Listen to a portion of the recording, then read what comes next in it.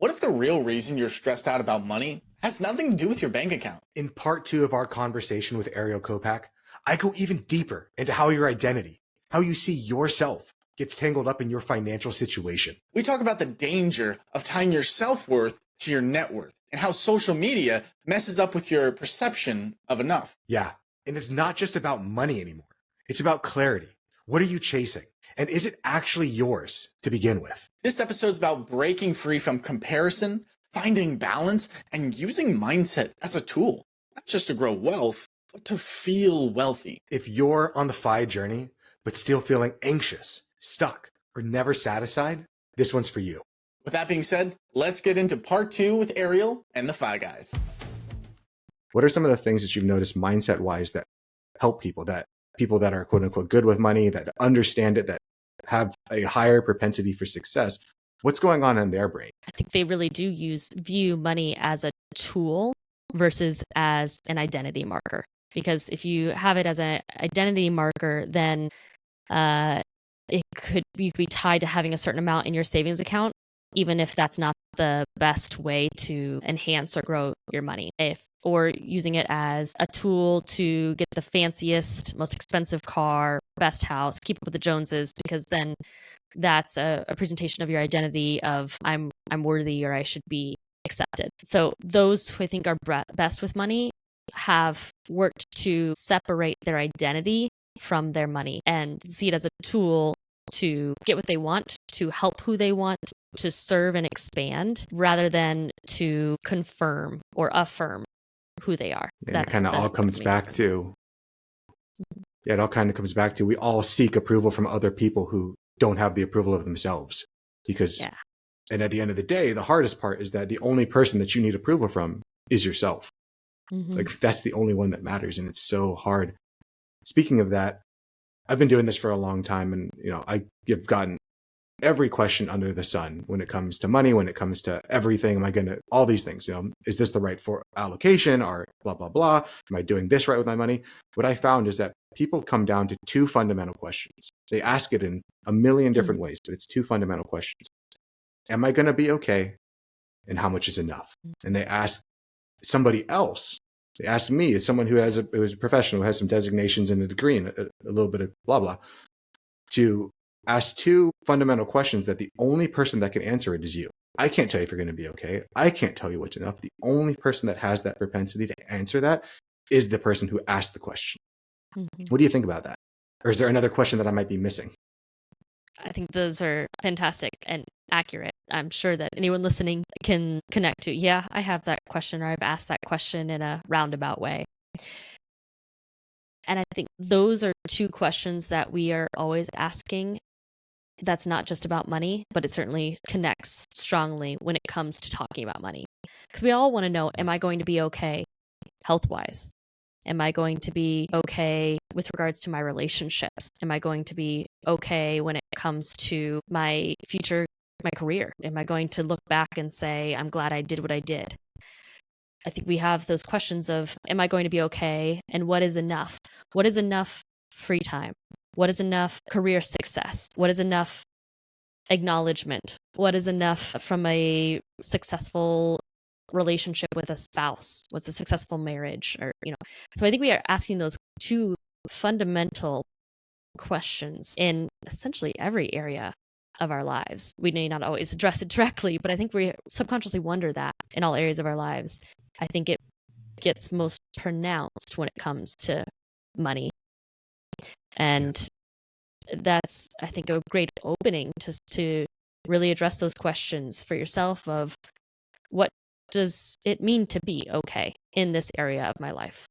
What does enough look like in this area of my life? One of my favorite books on that when it comes to money is The Psychology of Money by Morgan Housel. Mm-hmm.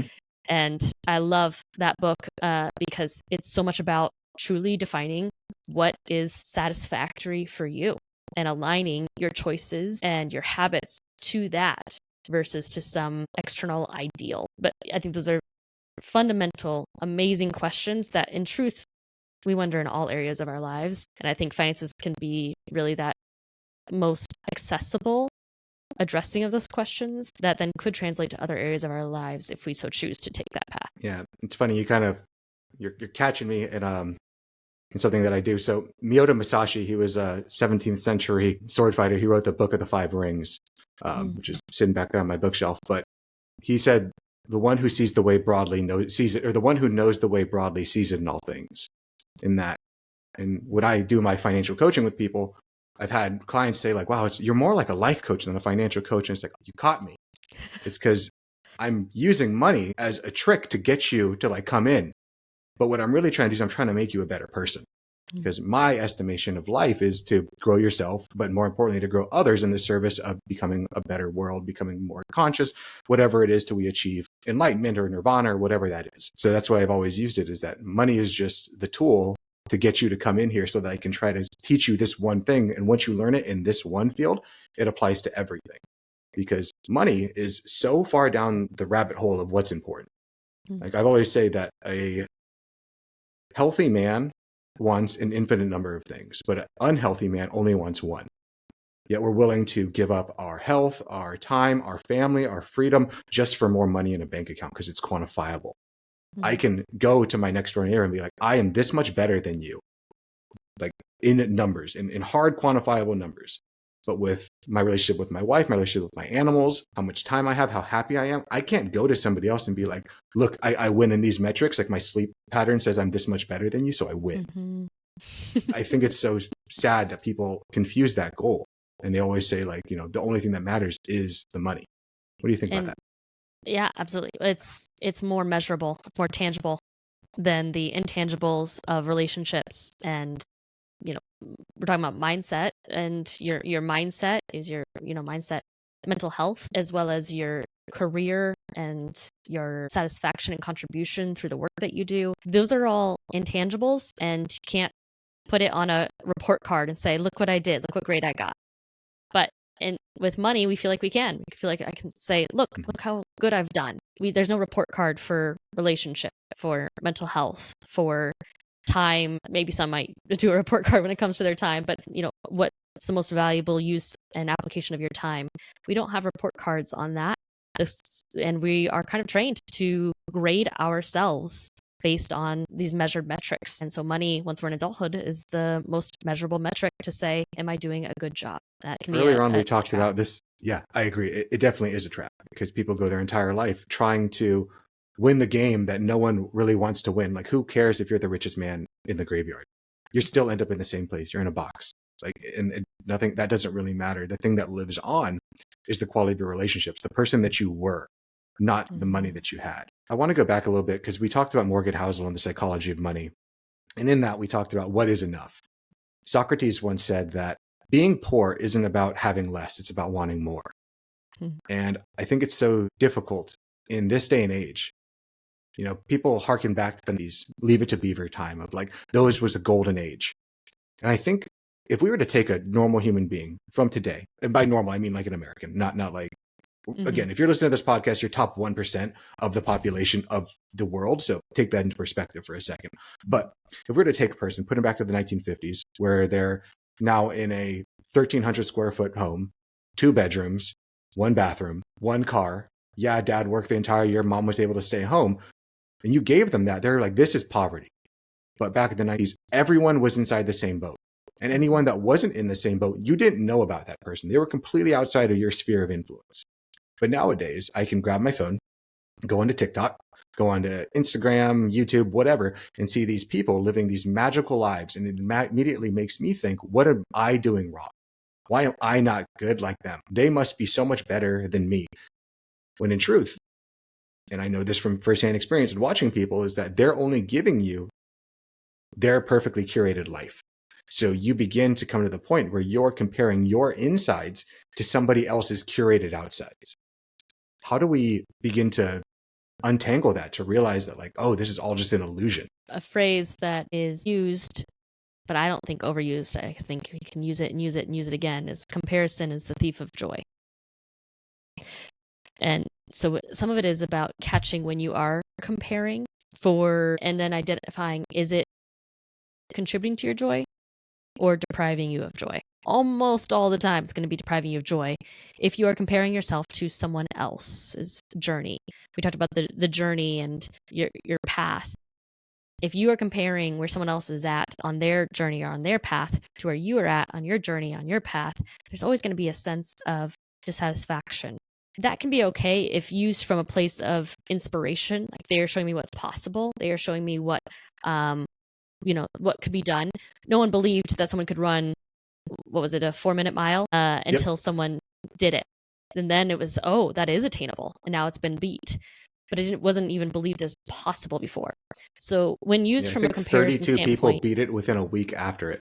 Right, exactly. Isn't that insane? And so some of it, when used from a place of, oh, they're showing me what's possible, then it can be positive. Pretty much any other application of comparison to someone else's state or stage is going to deprive you of joy. So the step is to truly compare your current state to your past state and see your own progression and let that inspire you forward. A great book on that is The Gap and the Gain by Dan Howard, I believe. And I love that book because it's obnoxiously simple and incredibly powerful to acknowledge your own gains, your own progress. And 'cause I think when you compare your present self to your past self, when you see your own growth, that provokes joy and promotes continued growth rather than focusing on that gap of where you want to be, or gap from someone else to you and feeling less than. When you compare to your past self, you see your own progress and want to keep that moving forward. There are some people who I say, or I would recommend completely cutting out social media for a while. For others, it may not have that negative effect. For others, they might need particular boundaries or habits. I don't think there's a one size fits all. I do think it depends on your mentality, your mindset, and your stage. But if you are comparing more to others than to your past self, you're going to be deprived of joy. Yeah, what I find is people go through life and they think that the self who is existing right now is fixed. And this is going to be the person that I'm going to be in 10 years, 30 years, 40 years. When I retire, I'm going to be the same person. But if you take a moment, you just think about yourself 10 years ago. 10 years ago, person you also said, this is who I am, this is who I'm always going to be. And I bet if you're anything like me, you look back on that person 10 years ago, you're like, that guy, Jesus Christ, like, thank God he is gone. And the hope is that in another 10 years, I'll be able to look back on these podcasts or think about myself at this current age and be like, oh God, thank God that guy's gone. Like, how terrible. And we all get to do that. It's all that upward striving of trying to get a little bit better every day. And I'm going to take what you said, because I love that quote. Comparison is a thief of joy, but I've taken it to another level in my coaching practice of saying that it's not the comparison that's the thief of joy. It's the judgment on the comparison that's the thief of joy. And it's all internal to you. Because you can watch somebody else who has less than you, judging them. Hey, I feel really good. But you see somebody else who's higher than you. Oof. And that's the social comparison, right? Do you socially compare upwards, downwards, or people who are at your own level? Or should you stop comparing entirely and compare yourself only to you? I actually hope my husband is okay with me sharing this. I'm going to share it. I remember at one point, so I'm a little bit of context. I am a natural achiever. I always am seeking ways to grow, improve. It's my personality type, I discovered, and it explains why people would always comment on how I always had this aspiration for growth. I thought, well, yeah, everybody does. And they were like, no, Ariel, not everybody does. And so I discovered as part of my personality is that achiever. There's always something to improve, always something to work upon. And I apply that in all areas of my life, including my relationship. So at one point, I was talking with my now husband, and I said, I think these are some areas of our relationship that we could work on and improving. And his response was, we already have like a better relationship than, anyone I've been exposed to or anyone I'm thinking of right now. We've had more deep conversations than anyone I know. Why do we need to keep working at this? Why do you think there's something that needs to be worked on right now? And I said, well, there's always work to be done. And I don't want to compare to others. I want to compare to us and to what we could be. Now, I also reflect that there was some anxiety in my approach to working on a relationship. And so I learned to take a breath and that there isn't an urgent, immediate problem to solve. And then he also learned where I was coming from and does want to lean in and continue to grow our relationship. And so it doesn't become stagnant or regress. But when we focus on our own relationship, where it is, where we want it to be, what we feel good about, what we think could improve, and we can be intentional about, that brought a lot more of a lightness and opportunity to both of us, even though we came at it from different spots. It brought this opening and this opportunity rather than this expectation and this sense of got to fix it right now, because there wasn't anything wrong or broken. There was just opportunities for continual development. And I think when we have that judgment of comparisons, like I have to fix this now, versus I can continue the good work I've been doing and continue to grow and learn with a sense of joy, excitement, gratitude, rather than judgment, sense of failure, and heavy expectation. Yeah. Something I always think a lot about is balance, and finding that balance. I think you and I are very similar, Ariel, in that we're both achievement oriented. And I know for me, like I know from looking back, it comes from my father, like always saying, like, you're not good enough, you could be better, you could be better, you could be better. And I take that to today, that I need to be the best in everything to be worthy, to be a good person. I need to be the best in everything. And then when I think about that, I remember being younger and like seeing people who were fine. They were just complacent. Like I'm good with what is. And I'd be like, that's disgusting that you are okay with who you are right now. Like that is viscerally disgusting to me. And now as I've gotten older, I've tried to remove the judgment. And now I've tried to become more like that person, to try to find the balance, because that overachieving, I'm sure you're like me, you have a list of a bunch of things that could be better. Like there's a list of all these things that I could be better in. I have a spreadsheet and all this stuff. And that's wonderful until it gets to a point that it's beginning to hurt you. And that's always the question. Is this thought, is this action, is this belief, is it serving me? Because it might be serving you in some areas, but is it serving me in all areas of this? And if it isn't, I have the propensity to change it, because my actions are not fixed. Everything is malleable. I'm having a biological experience, and that is pretty much it. I threw a lot at you. What do you think? No, that's great. I love it. And that's been a lot of my learning and my journey as well. But most certainly being an overachiever. My best friend in high school nicknamed me OA for overachiever. It was that evident that achievement was important to me.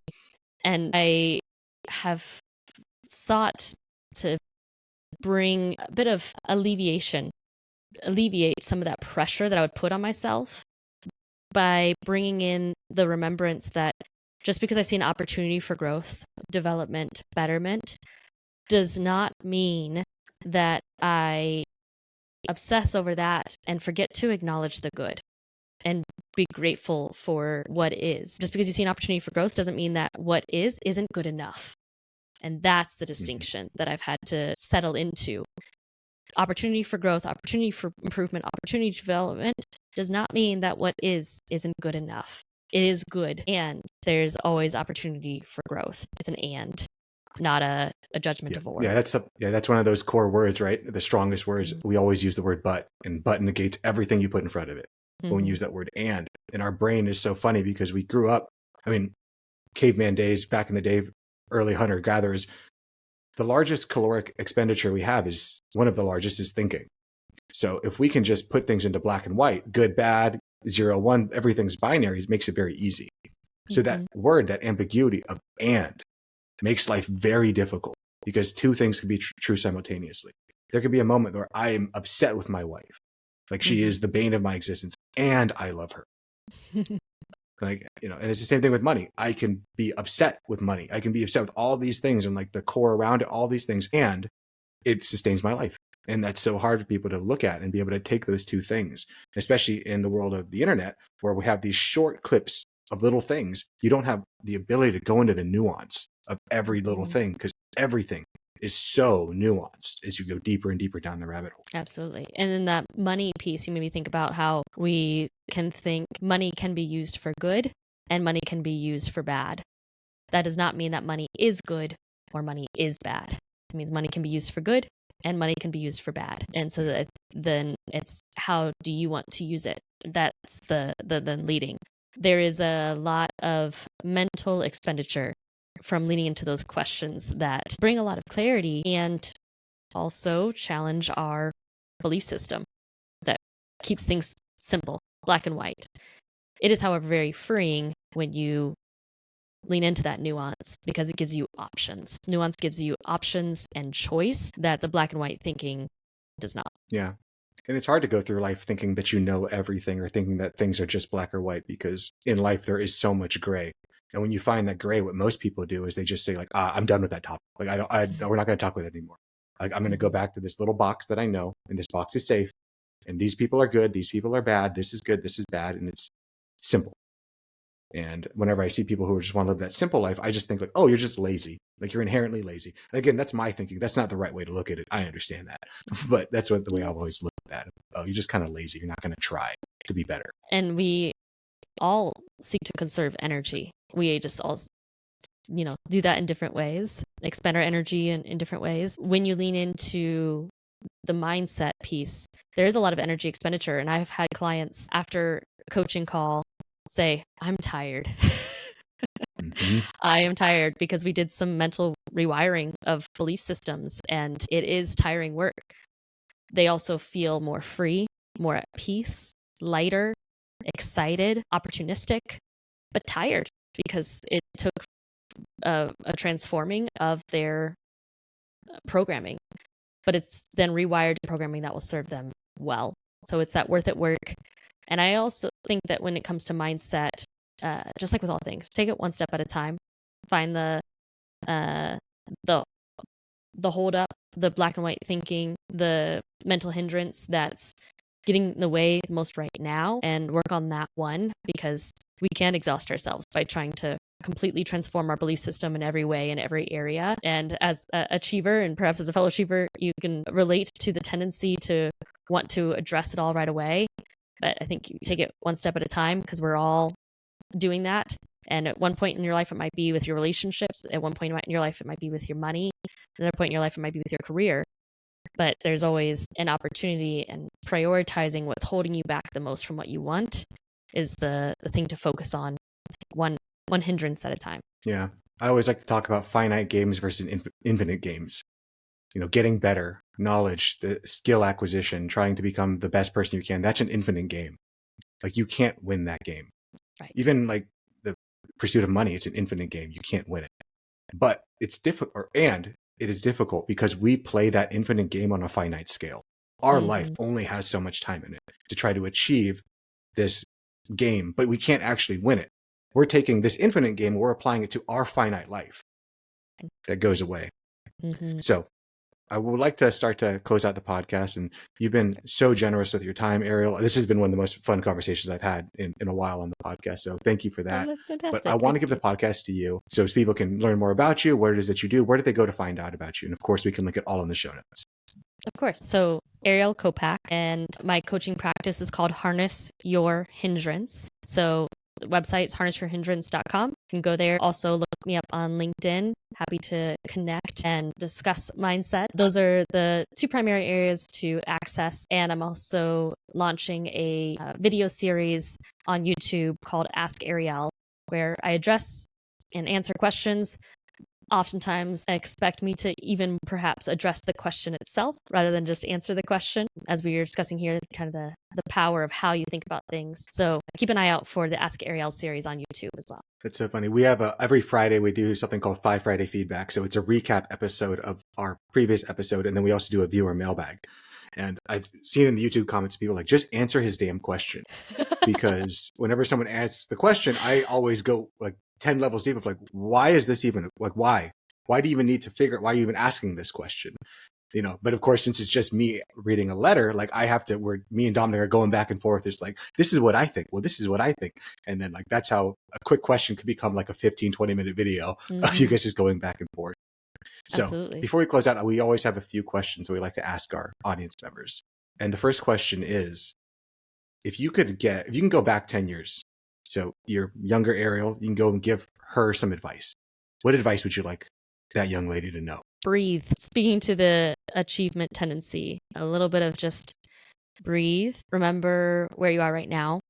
Get present and know that that is enough and that is good.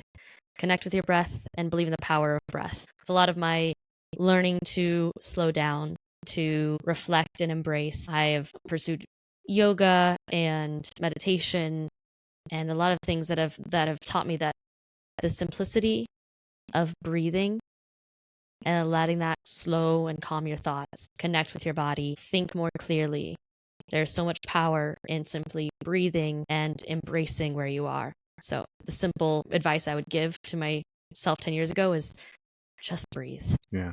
I think you and I are very similar. I've also pursued Buddhism, yoga, all of these things, meditation, because my natural propensity is to go fast, to just get things done. And when you live in that place, when you live in the future of like, I need to achieve all these things, this is the thing I credit my wife for giving me the most, is that ability to be here right now, the thing to be present with the animals, with all these things. Because if you're like us, you need to achieve, you need to be better, you need to do all these things, you forget that life isn't lived in the future. It's lived right now. And if you're always living for the future, when all these things happen, you're never going to start living, because there's always going to be another thing. All right. And then our next question, and this is something that we've kind of talked through a roundabout way throughout the podcast, is one other question. Have you read the book Breath by James Nestor? Okay. Add it to your reading list. Okay. Very good. Love it. I'll send it to you afterwards. Thank you. And then our final question is, we are the FI guys, and FI stands for financial independence. But what I found through all these podcasts and through my work is that financial independence means something completely different to every single person that it comes in contact with. So, Ariel, what does financial independence mean to you? But more specifically, what is enough? When you first asked that question, the word that immediately came up for me is clarity. I think financial independence involves clarity of what I want, for what purpose, and how to get it, or how to set myself up for success to receive it. So I think clarity eliminates a lot of the ambiguity that holds you back from financial independence. I think when you're clear and you're aligned, then you're independent. And as far as what is enough, I actually coach that is an entrapping word. So I think of the word enough like the black hole, because it's a trap and a cycle of, well, this is enough till then, but then it's not enough. So it's never enough. Or is it always enough? But if it's always enough, then is it okay for me to want more? It presents all these mindset challenges and entrapments. So I switch out the word enough for what is good, and not what is good enough. Not just what is good, and let that grow. And what is good now is going to contribute to what is good later, and so on and so forth. So I like to swap out the word enough for good. And what is good? What I have right now is good. What I want for the future is good. And the pursuit and the joy of pursuing those things is good when aligned and harmonious. So I'm going to do something that I haven't done in over 100 podcasts, and that's reveal something that I only do in the coaching program. It's that understanding that enough word is a trap, and it's all the cycle of samsara, the cycle of Buddhism, and that the first noble truth is suffering, and that suffering comes from desire and craving, from wanting more than you have. Rather than just being with what is, you say it should be like this. And anytime you say should, you're creating a mental story, and you're upset that the world didn't match up with the story that you made in your head. And rather than being upset with the story you made up in your own head, you're upset with the world for not dictating that, hey, world, I am the most important person in the world. Like, I don't know if you know this, but me here, I think this, and the world should just happen to be the way that it is. So that's the final step of liberation, right? Is to stop desiring, just to be with what is. But it's the hardest thing to get people to do. So I really like that you have that. I'm gonna steal that, in that it's good. Is it good? That's really good, because I always say, it's not, you're never gonna have enough. Like, that's the nature of desire, is that desire wants more. It's greed. It's greed, it's envy, it's all these things. And the more that you, even asking the question, I want to be free of desire, has the desire to be free of desire. So ends you up in that, what's the sound of one hand clapping? Ends you into Taoism at that point, where you're like, I'm asking these questions that don't really have answers. And that nuance is really difficult for our Western minds to understand. Absolutely. The reference in Buddhism is that acceptance and that freedom too. For myself, coming from a Christian background and being a Christian myself, this actually clicked for me one day, just when I was in a coaching session and hearing my clients go, enough, what is enough? And I thought about the Genesis in the Bible, and every day God said, and it is good, and it is good. He wasn't done. He wasn't finished. He just said, and it is good. And I thought, in everything that we create, what if we just said, and it is good? everything that we do, everything that we create, that we're proud of, that we're happy about, it is good. It doesn't mean it's finished. It doesn't mean that it's perfect. It is good. And so I think when we take that approach, it brings a lot more joy, acceptance, and a continuation of growth, allows for that as well. I like that. It's like playing that infinite game, right? It's good. Could it be better? Maybe. And it's good. It's good. So Ariel, thank you so much for coming on. Please, to our audience members, all of Ariel's links will be in the description below. So please like, subscribe, but most importantly, please tell a friend about the Fi Guys, not just to grow the podcast, but more importantly, to bring someone along for this financial independence journey, because this journey is a long one. And there's an old Nigerian proverb that says, if you want to go fast, go alone. But if you want to go far, go with a friend. And this journey of financial independence, this journey of life, is a far one. And you're going to need people to turn on to. So Ariel, thank you so much for coming on. I hope you have a great rest of your day. Thank you so much, Chris. This has been a blast. Of course. This video podcast is sponsored by Monzon Wealth. The content in this podcast is for informational purposes only and should not be considered financial advice. We do not endorse specific products or services. Past performance does not guarantee future results. The opinions expressed are those of the hosts and guests, not the podcast sponsor. It is crucial to consult with a qualified financial advisor or professional who can provide advice tailored to your specific needs before making any financial decisions, investments, or taking any other actions. If you are seeking specified help, you can reach out to Chris at monzonwealth.com.